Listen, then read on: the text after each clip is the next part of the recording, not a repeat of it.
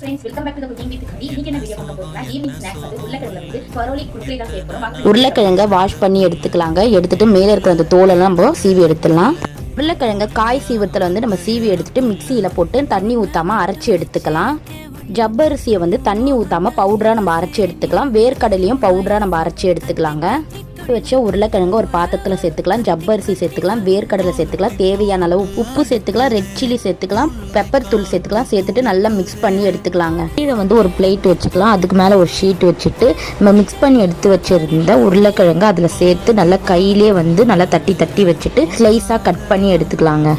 எல்லாத்தையும் நம்ம கட் பண்ணி எடுத்து வச்சுட்டோம். இப்போ வந்து ஆயில் வந்து கொஞ்சமாக ஊற்றிக்கலாங்க. கட் பண்ணி எடுத்து வச்சுருந்த அந்த குர்குரே வந்து அதில் சேர்த்துட்டு நல்லா ஃப்ரை பண்ணி எடுத்துக்கலாங்க.